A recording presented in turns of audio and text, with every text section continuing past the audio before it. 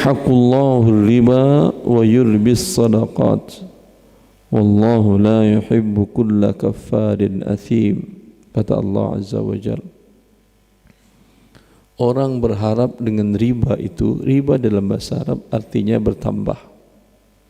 Orang berharap dengan perbuatan riba bertambah uangnya. Dia tabungkan uangnya di bank konvensional, dia berharap ada pertambahan sekian persen per tahun. Itu yang berharap dia. Dan itu kata riba. Tetapi kenyataannya karena Allah memarahinya dan mengancamnya dengan dosa yang berat, sebaliknya yang diterima dia. Kata Allah, yamhaqullahu riba, Allah hancurkan riba.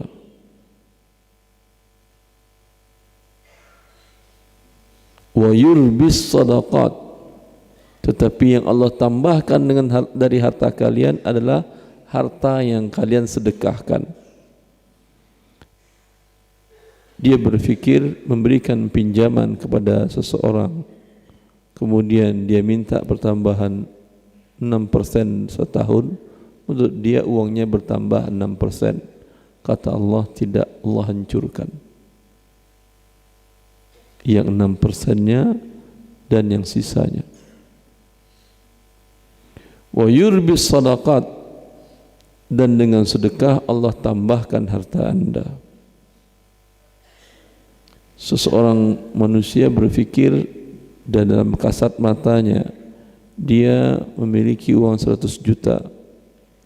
Dia sedekahkan 10 juta membantu kerabat orang yang butuh dan segala macam. Dalam pandangan dia, harta dia berkurang 10 juta menjadi saldonya 90 juta. Tapi kata Allah, tidak, ini yang bertambah. Ini yang ditambahkan oleh Allah Azza wa Jalla. Kira-kira kacamata siapa yang betul? Cara pandang siapa yang benar? Kita atau Allah? Pasti Allah. Karena bumi ini milik Allah, tunduk dengan sistem dan ketentuan Allah. Kita numpang di atas bumi ini dan tidak membayar. Dan Allah tidak inginkan kita juga membayar. Cukup kita beribadah kepadanya, menuruti peraturan aturannya, perintahnya, dan meninggalkan larangannya.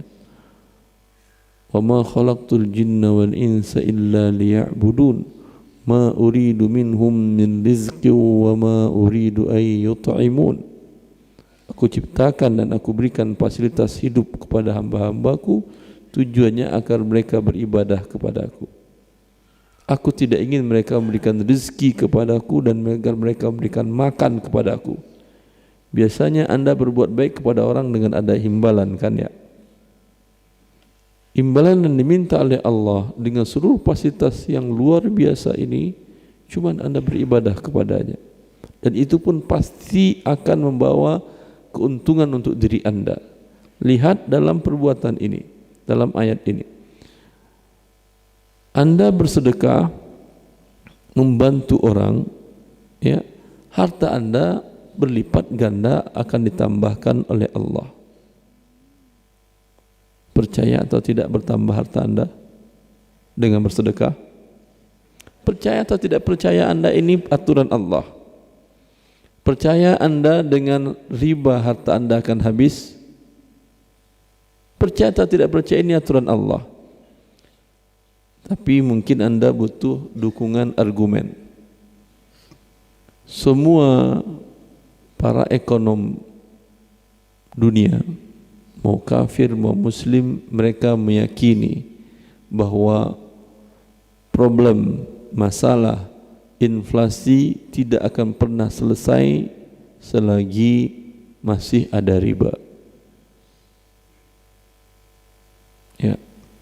Profesor Dr. Rafiq Yunus Al-Misri dalam bukunya Al-Jami' fi Usul Riba, Ensiklopedia Riba, beliau profesor ekonomi Islam senior, peneliti senior di IDB, Islamic Development Bank di Jeddah.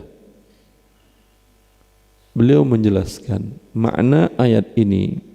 Kata yamhaqullahu riba, kata mahaqqa itu berkurang dengan secara berangsur-angsur, bukan langsung hilang.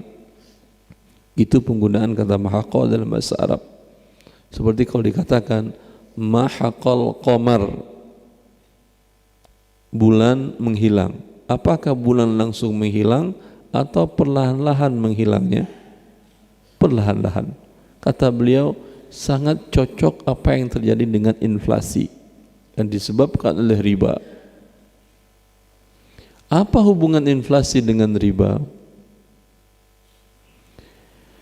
Ketika dalam kredit pinjaman adanya pertambahan, seseorang pengusaha, seorang yang memiliki usaha baik kecil ataupun besar, dia membutuhkan modal untuk usahanya,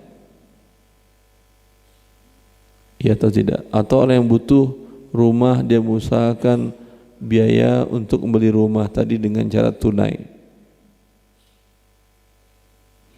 Maka kalau mereka naikkan suku bunga, riba mereka tinggikan, dan sampai sekarang tidak ada orang yang bisa mengetahui logikanya bagaimana suku bunga itu naik turunnya, angkanya siapa yang menetapkan, tidak ada. Tidak ada yang tahu bagaimana logikanya. Rumusannya tidak ada yang tahu. Saya membaca sebuah artikel di jurnal Ekonomi Islam dalam berbahasa Arab ketika masih di Riyadh. Di sana dikatakan bahwa untuk penentuan LIBOR, yaitu suku bunga yang diterbitkan dari London, dari Inggris, itu setiap hari mereka terbitkan suku bunga sekian persen, suku bunga sekian persen. Nanti seluruh dunia mengakui itu dan mempraktekkan itu dengan ditambah dan dikurangi sedikit atau tergantung kebutuhan negara tadi. Tapi ini acuan internasional untuk bunga riba. Yang saya baca dari situ bahwasanya penentuan suku bunga ini hanya sekelompok orang yang berada di sebuah pulau di Inggris. Mereka setiap hari menentukan kemudian menerbitkan LIBOR. Artinya tidak ada hubungan logikanya. Ya. Kalau mereka naikkan suku bunga, apa hubungannya dengan inflasi? Kalau mereka naikkan suku bunga, otomatis harga barang dan jasa pasti naik. Iya atau tidak? Karena para pengusaha tadi kan untuk memproduksi barang dan jasa itu menggunakan pinjaman kredit bank riba tadi dengan riba.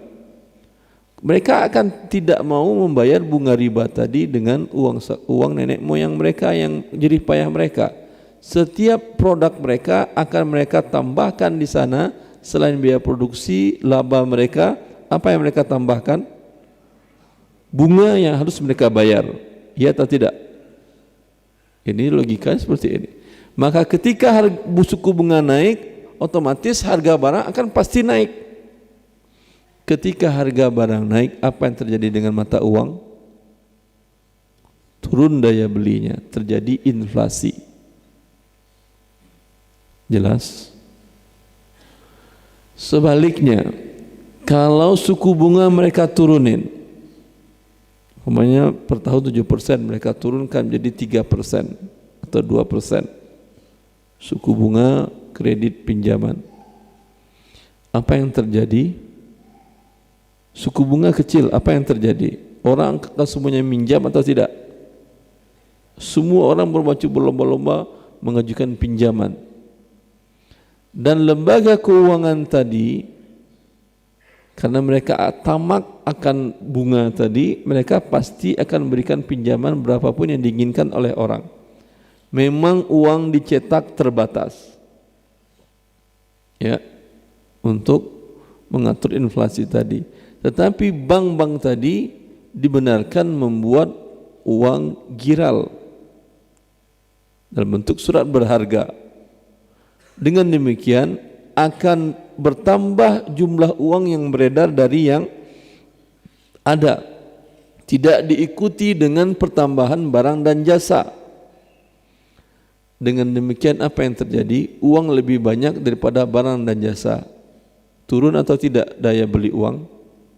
Turun karena dia lebih banyak jumlahnya. Sekarang riba mau dinaikkan, suku bunga ribanya mau diturunkan, tetap akan terjadi inflasi. Dan inflasi kejahatan kemanusiaan. Kalau uang Anda dirampok atau dimaling, maling bisa menggondol uang seluruh penduduk kota Malang? Bisa? Tidak bisa. Tapi kalau inflasi bisa menggondol uang seluruh orang yang pegang rupiah, bukan orang kota Malang saja. Mau di Malang dia tinggal, mau di Eropa dia tinggal, selagi dia pegang rupiah akan digondolnya. Karena berkurang daya belinya. Memang nominalnya tetap, di brankasnya tidak berkurang, tidak ada yang maling. Tetapi ketika dia keluar belanja, harga barang naik. Berarti daya beli uangnya kurang. Bagi kaum muslimin yang hidup dalam kurun waktu lebih 50 tahun, sangat terasa ini. Yang sebelum krisis moneter besar-besaran Indonesia pada tahun 97-98, $1 itu cuman 2.500. Iya atau tidak? Kendaraan, rumah dan segala macam tidak terlalu mahal. Sekarang berapa $1? 14.000. Ini kejahatan kemanusiaan.